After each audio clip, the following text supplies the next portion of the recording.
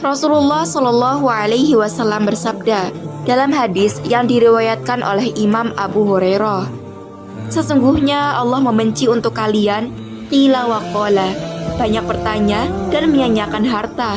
Hadis riwayat Muslim dan Ahmad. Hadis tersebut dapat dipahami ada 3 perkara yang secara tegas dinyatakan oleh Allah Subhanahu wa Ta'ala bahwa Allah membencinya dengan menggunakan kata kariha yang berarti benci.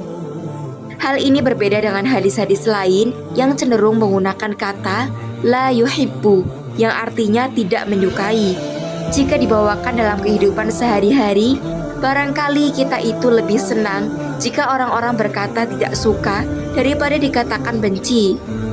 Adapun perkataan yang dibenci tersebut adalah yang pertama, qila wa qala, yaitu seseorang yang menceritakan sesuatu yang tidak jelas sumbernya.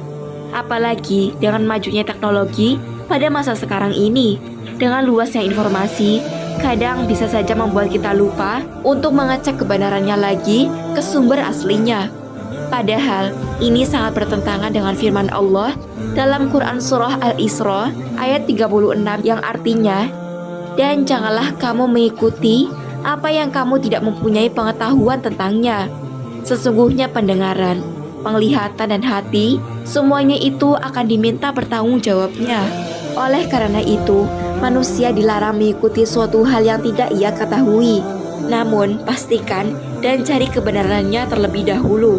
Sesungguhnya, manusia akan dimintai pertanggungjawaban mengenai bagaimana ia menggunakan pendengaran, penglihatan dan hatinya. Apabila ia mempergunakannya dalam hal-hal yang baik, maka ia akan memperoleh kebaikan dan pahala. Dan apabila mempergunakannya dalam hal-hal buruk, maka dia akan memperoleh hukuman. Yang kedua, idha'atul mali atau menyanyiakan harta dengan cara menyalurkan harta bukan pada jalan yang diridhoi oleh Allah, seperti untuk hal-hal yang sia-sia atau boros. Sebagaimana firman Allah pada Quran Surah Al-Isra ayat 26 hingga 27, dan berikanlah kepada keluarga-keluarga yang dekat dengan haknya, kepada orang miskin dan orang yang dalam perjalanan, dan jangan kamu menghambur-hamburkan secara boros. Allah Subhanahu wa Ta'ala juga berfirman dalam Quran Surah Al-A'raf ayat 31, makan dan minumlah, dan janganlah berlebih-lebihan. Sesungguhnya Allah tidak menyukai orang-orang yang berlebihan. Di samping itu, yang harus kita ingat adalah setiap Allah tambahkan harta kepada kita, itu adalah peluang lain bagi kita untuk meningkatkan ibadah lewat harta itu.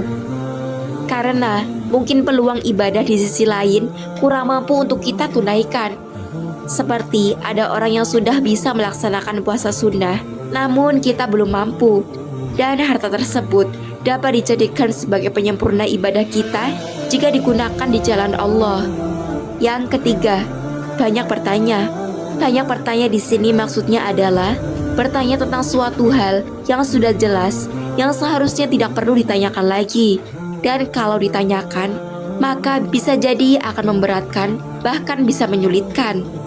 Contohnya adalah kisah umat Nabi Musa yang tercantum dalam Quran Surah Al-Baqarah ayat 67 hingga 74, yang kaum tersebut diperintahkan untuk menyembelih seekor sapi betina, dan perintah tersebut sudah jelas. Namun umatnya selalu mengajukan pertanyaan yang justru semakin menyulitkan mereka. Tadinya Allah Subhanahu wa Ta'ala memerintahkan kepada Bani Israel untuk menyembelih sapi betina, tapi kaum tersebut malah banyak bertanya tentang seperti apa sapi betina yang harus disembelih, sehingga ketentuan sapi betina yang harus disembelih menjadi sulit untuk dicari. Bahkan hampir-hampir mereka tidak dapat melakukan kewajiban itu. Sahabat tutur qalbu yang dirahmati oleh Allah, itulah 3 perkara yang dibenci oleh Allah Subhanahu wa Ta'ala. Semoga kita semuanya dijauhkan dari hal-hal yang Allah benci. Amin amin ya rabbal alamin. Wallahu a'lamu bissawab. Wassalamualaikum warahmatullahi wabarakatuh.